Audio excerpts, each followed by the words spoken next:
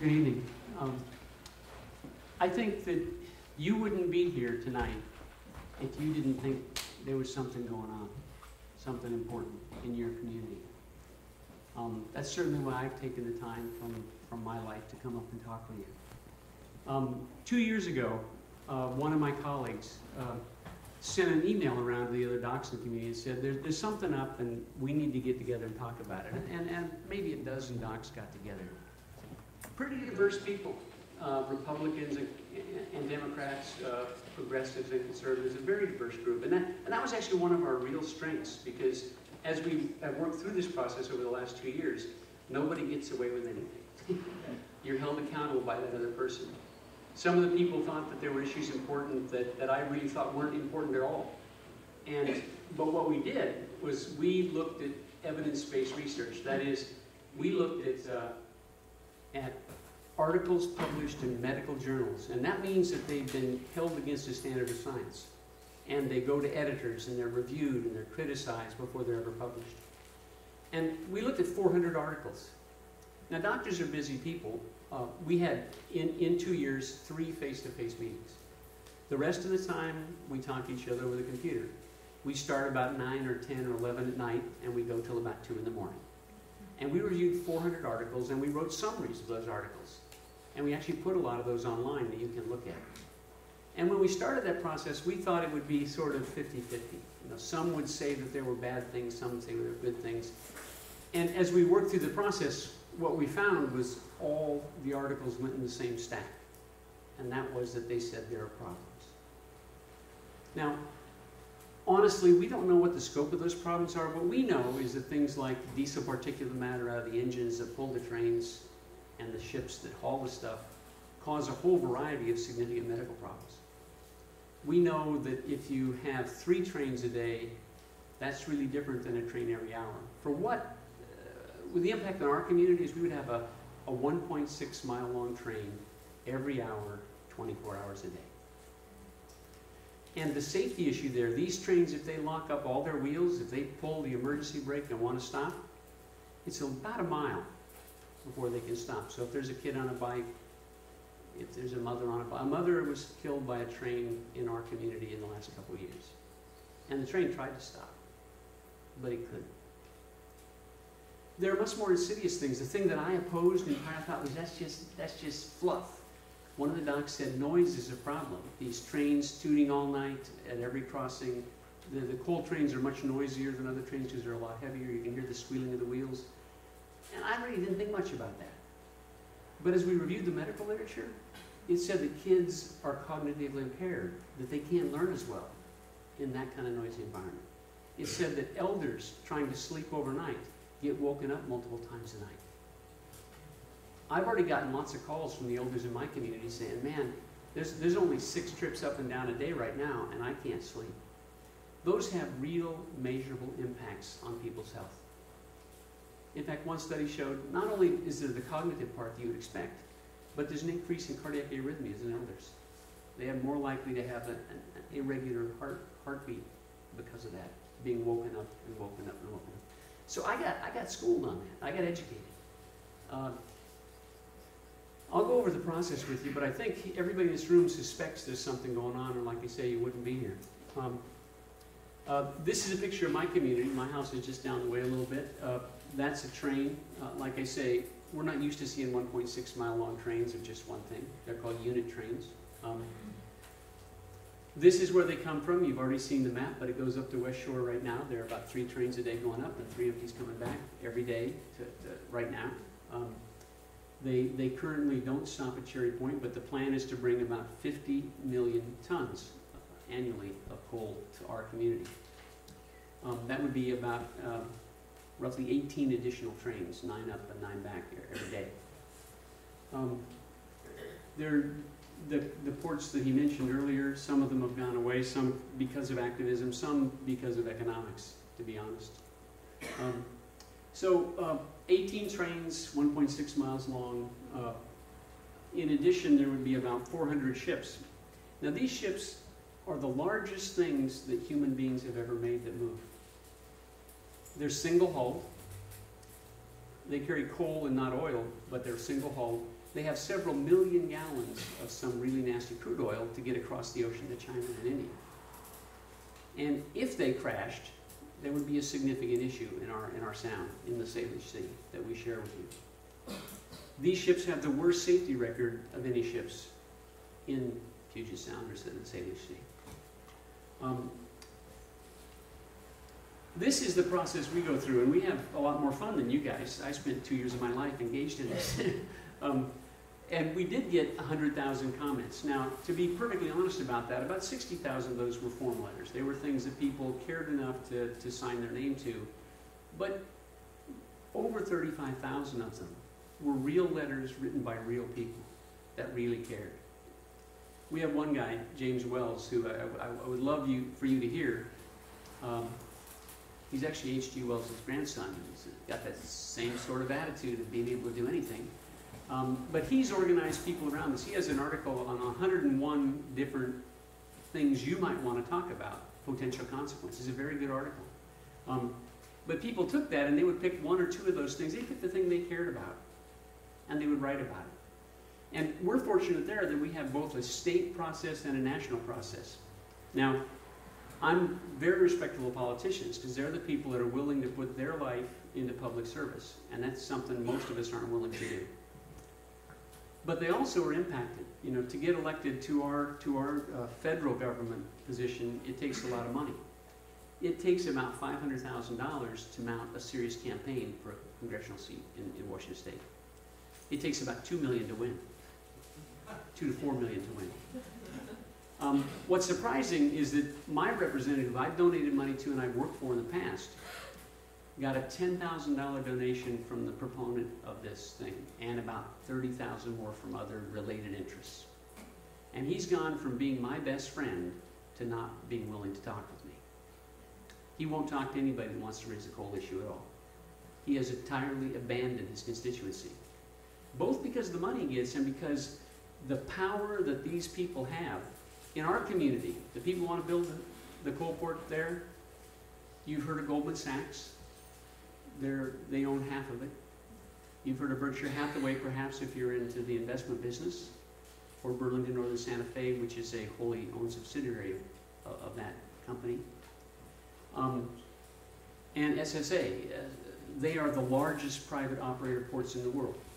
Those are the three people, the three entities that came together to put together the coal port proposal in my community. Those people are substantial. And opposing them is not something that an individual does lightly. It certainly isn't something that a politician does lightly. They have resources. In our community, they've hired the largest public relations firm in the world. And in addition to that, 5 more public relation firms in Seattle. They have a team of 20 people that for 2 years have been going door to door in pairs trying to convince people. They've been able to buy, I say that not so figuratively, they actually have hired the retired Central Label Council executive. They have hired a prominent environmentalist and very good labor relations executive whose company went bankrupt, and he's now an employee of the public relations firm. These people mean business. Make no mistake about that. So there's a process, and we're partway through that process. We get to have tremendous impact in that, but it's still very limited. We're trying to get a health impact assessment. A health impact assessment takes all the data that we gathered, and then they apply it to a particular population. So they say, okay, this many people get asthma in general, then you apply it to a population. So at the end of the process with the health impact assessment, you will know how many elders will be impacted by noise. You will know how many kids will get asthma. You will know how many people die from heart attacks. You will know how many trains will strike people. These people will do anything to not have a health impact assessment. Now, you may have heard in the press, if you follow this at all, that recently the federal government, the Army Corps of Engineers, has determined they are not going to do any assessment outside of the site itself. All the railroad impacts will not be considered at the federal level in the U.S. That's how powerful these people are. Now, fortunately, they don't have that power in the state. As you come down closer and closer to local people, they can't just come in and buy a local person. They can't do that. If they do, it's really obvious. So at the local level, I have a tremendous amount of hope. I honestly think we're going to win. I think we're going to get a health impact assessment. I'm raising money to do that now. It costs about $250,000. We're putting the money on the table to make it happen. And even if they don't have it be part of the process, we're going to insert it in the process, because that's what it takes to have those facts framed in an open, objective, fair way in order to have an open, objective, fair process. You know, we did have a lot of success. The docs played a role in that. If any of you are physicians, I welcome you to come up and talk with me about what that would be like. Most of the docs are very shy. Most of them will not go out and talk like I do. Most of them really don't want to be quoted in the newspaper. They don't want to be public at all. But they've been kind of drug into it. They've made a commitment and they're going to stick with it. We as a group are going to be there at the end.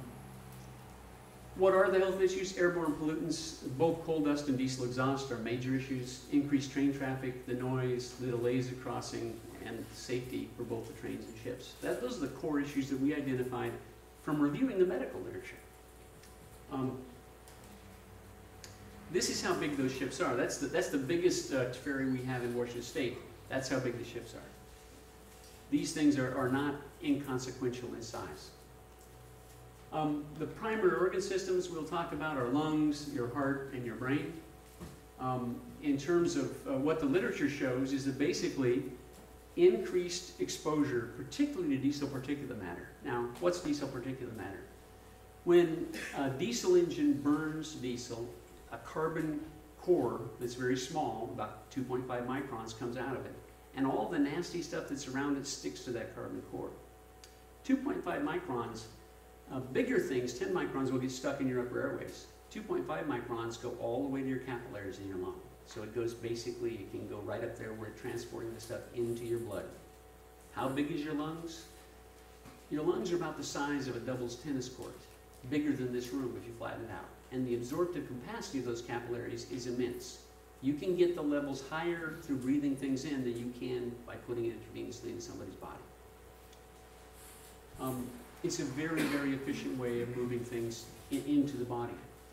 When diesel particulate matter comes out of the engine, and interestingly, I don't know what the rules are in Canada, in the United States, diesel particulate matter from cars and trucks has been forbidden for 2 years. For 2 years, there have been 0 diesel particulate matter coming out of newly constructed trucks and cars, because the technology is there. Locomotives are exempt from that rule. For one of these trains, 1.6 miles long, it takes 6 locomotives, 3 in the front and 3 in the back. Having that go through every hour is the equivalent of a major freeway being constructed right by homes. The impact of that is going to be that there's an increased rate of asthma exacerbations, that's asthma attacks. There's going to be an increased rate of developing asthma, new asthma. There's going to be an increased rate of chronic obstructive pulmonary disease. It's also been shown that in children it stunts lung development. It's also been demonstrated there's an increased infant mortality and there's an increased rate of lung cancer. So in your lungs, there's definite proof that these things cause those outcomes. What a health impact assessment would do would say how many people in what community of what ages. And that's the discussion they do not want to have. They want to tell you, I've had the discussion face to face with these folks in front of a big audience. They said not one person will die because of this. That's nonsense. That's crazy talk. That's political rhetoric. That is not true. I don't know how many, but people are definitely going to die. Just in terms of accidents, there were 5 fatal accidents in Western Washington State just last summer. Okay? If you go from 6 trains to 1 every hour, there's got to be an increase in mortality. But calculating what that rate is what's important. Cardiovascular effects, we know that there's an increased rate of cardiac arrhythmias, of heart attacks, acute myocardial infarctions, of congestive heart failure. The way that the connections between these pollutants and health was actually identified was in London. They had a temperature inversion one day where the pollution stayed close to the ground, and they had a dramatic spike in heart attacks. we've gone from that very rough epidemiologic appearance of a cause. We now understand exactly what the biological and molecular mechanism of the disruption of the plaques in your brain to cause strokes or in your heart to cause heart attacks is. That's not a mystery now. We know and understand that in great detail. Nervous system effects, strokes, other kinds of cerebrovascular disease, and a loss of intellectual capacity are proven in the medical literature. Who are the most vulnerable? If you look at these, who's most likely to get it? Children, elders, those with pre-existing conditions like diabetes or high blood pressure or coronary artery disease, all pre-existing. Women over 50 have a particular propensity to the impacts of this kind of pollution, and workers that are exposed. The coal dust itself, the primary impact of the coal dust, there's going to be secondary impacts by it leaching its contents into the water supply, but primarily it's mainly the people who work around it. When they empty these on site at the new facility, it will be done inside of a building with negative air pressure, and no human being is going to be inside of that. That's how toxic it is, and that's an extremely expensive thing to build. But that's what it takes to limit the exposure to workers. Without that, there would be black lung in those workers, and there would be a whole variety of impacts of coal dust itself. Children are not just short adults. They're growing, their body's dynamic. The impacts of them are substantially greater. They're not short adults. They're building their body at the time. The impacts on their lung development are, again, well documented. Coal dust, chronic bronchitis, emphysema, pulmonary fibrosis, all those things can happen from the dust. Again, that's primarily going to be people that live next to the facility or live immediately adjacent to the tracks, and then primarily going to be the workers that work in the facility. Coal spills happen.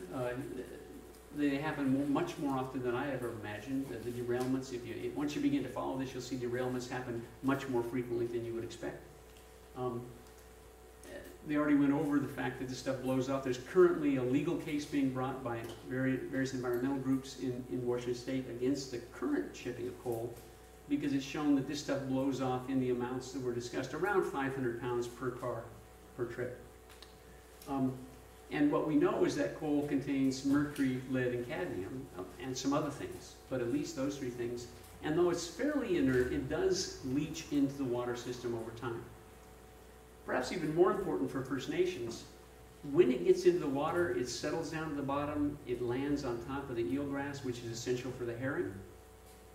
The eelgrass, just physically the barrier of not being able to get sun to it, dies. The eelgrass dies, the herring have nowhere to lay their eggs, the salmon don't have herring to eat, the orcas don't have salmon to eat. It's a pretty ugly story. The herring already impacted dramatically by the other environmental developments that have occurred, and if you follow the salmon story, there's been a dramatic decline in the number of salmon over time. Compared to 100 years ago, many, many, many fold. The heavy metal exposures, mercury is one of the things that both is in the coal, and when you burn it, it becomes an environmental issue. So it's interesting how you kind of can't get away with stuff. So we ship coal to China, right? We did a recent study of Lake Whatcom, which is the water source that I drink from every day. It supplies everybody in Bellingham and much of Whatcom County with their drinking water. And it turns out there's an elevated amount of mercury in the water. And it turns out that it's high enough that pregnant women and young children should not eat fish out of Lake Whatcom. So it's a real, biologically real deal. There's a signs posted that say you shouldn't do that. Where does it come from? Science has gotten very sophisticated. They can track where it comes from. Between 15 and 30% of it is coal that's burned in China, goes into the atmosphere, and comes down in rain in Whatcom County. 15 to 30% of the mercury. Now, as a physician, I got to tell you, mercury scares the hell out of me. Excuse me. It's very frightening stuff. This is not stuff that I just lost a quarter, I'm afraid. My son's down front and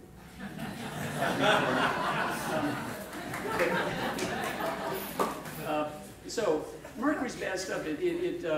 People have impaired fine motor coordination, they have impaired intellectual development.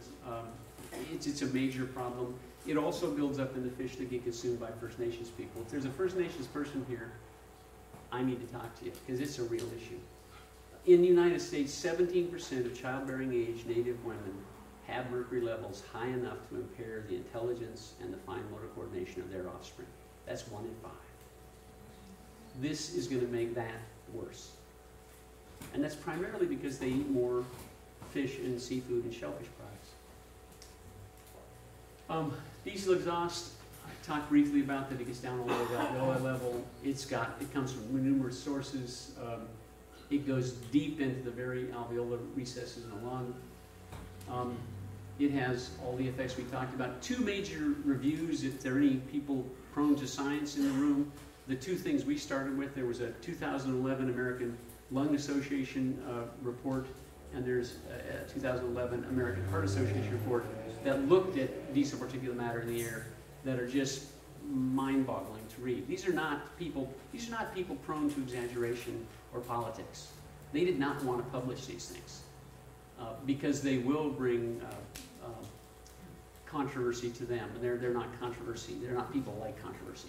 But they showed increased cardiovascular disease, increased lung cancer, increased hospitalization for children, and decreased development of functional lungs in children. That's what those 2 sets of studies showed, and more. The New England Journal of Medicine is the most prestigious medical journal in the world, and these are some of the articles that have been published in it. Exposure to diesel exhaust causes decreased oxygen in heart muscle and increased tendency to form blood clots. There are 2 major labs doing research on that to actually assess the biological mechanism itself. If you're interested, one of the young men that is a rising star in that research is at the University of Washington and has been up to speak to our medical group. So as a medical group, we could probably get him up to do a continuing medical education course for you. It's devastatingly effective to hear some bright young MD, PhD tell you that what the story is and how it works, and down to the molecule. There are a variety of studies that have been published there.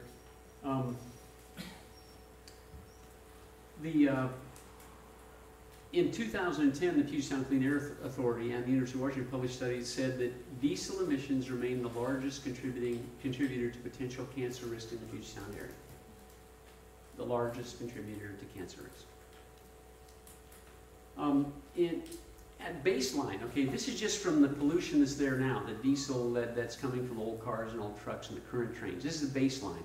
There are, every year, about 15,000 heart attacks. There are about 450 non-heart attack heart disease cases. There are about 1,900 incidents of acute bronchitis. There are about 100 chronic lung diseases that are caused by diesel particulate matter. About 250 cases of pneumonia, about 400 emergency room visits for asthma, and thousands of people with worsened asthma. Now, I happen to have asthma. Anybody got asthma?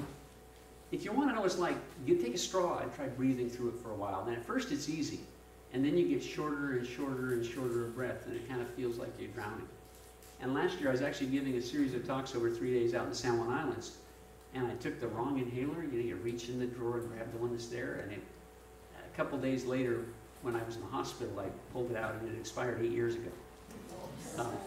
But I went on to get an exacerbation of my asthma and a secondary pneumonia, and become septic and go into septic shock. And I myself laid in the ER looking up at my blood pressure go from 120 to 90 to 70 to 60 to nothing. And seeing everybody around me run towards me and stick needles in my neck so they could take a tube in my heart. And I was awake for that. That's what asthma is. $35,000, that little trip to the hospital, and it is a care unit cost. So when I show you these numbers, they may not mean a lot to you, but they're real people and real consequences. They're real costs. People talk about the tens of millions of dollars in increased tax revenue. Just the baseline costs beyond the additional costs from what's being proposed, $190 million a year for the current health care that we pay for out of our salaries and out of our pension plan, insurance plans as a community. $190 million. That's a huge subsidy to people that make these diesel vehicles. This is the place where the young mother was ran over by the train.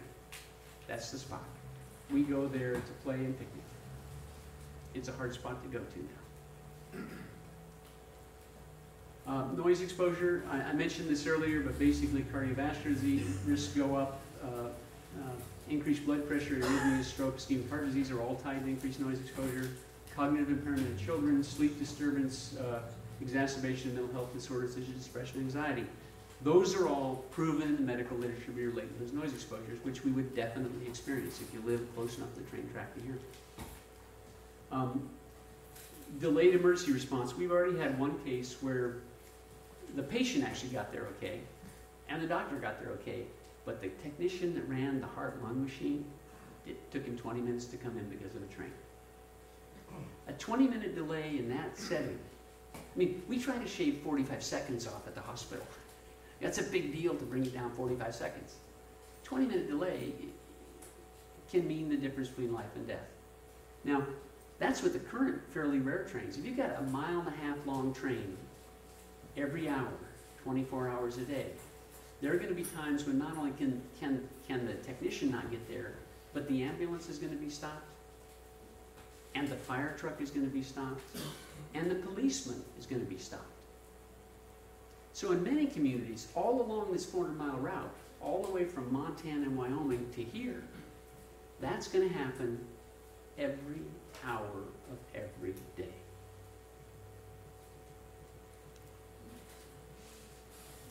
These are all not theoretical or hypothetical. These are real things. I can't tell you right now how many of those things are going to happen, but that study has to be done. We need a health impact assessment. We need to put numbers on it. We need to say which populations and which subgroups are going to be impacted by it, and we need to have that data to make an objective decision. Is it good to have jobs? It is great to have jobs. I spent 10 years of my life running a low-income clinic for people who couldn't afford care in America. You guys have no idea how good Canada has. You complain about your healthcare system? I spent 10 years caring for people who had no access to health care in America because they didn't have insurance. And it is grim beyond your belief. And I got down on, the only way I could get surgery on a curable breast cancer patient because she was foreign born was I went into a public meeting where there were doctors and I got on my hands and knees and begged the doctor to do surgery on her. Because it was not going to happen. That's how bad it is in America. It's different than what you have. You actually have a system. We have chaos. And it's great care for rich people. I mean, I love my care. I get great care. But if you're poor, you're out of luck. And that's what you're going to see, is you're going to see these disparities. People without access to health care, the elderly, people with existing heart and lung disease, children, diabetics, workers exposed. Those are real things that need to be quantified and need to be brought to everybody's attention objectively and fairly. We're calling for it. You should call for it. The labor people, when I talk to them, they'll agree with me. We need it. But the people behind it with the money, they're going to fight it with everything they've got. They do not want that information to come out, period. They'll do whatever it takes. And so we, as a community, have to demand it. You have to tell your elected officials, you have to tell your friends, you have to tell your neighbors. The reason I came here to share this with you is you can make a difference. Now, you have a disadvantage. You don't have the same legal apparatus we do. But in the end, this is still a democratic country. We're going to tell our current congressman that he is no longer going to have a job. And enough of us are going to do with it. It's going to happen. And eventually, he's going to start missing the road. Or else. Period. It's too important. So, a health impact assessment is absolutely essential. It's something we have to have. We have to have it in our community, and honestly, you have to have it in your community. That's what I got to say. I'm happy to answer any questions that I can.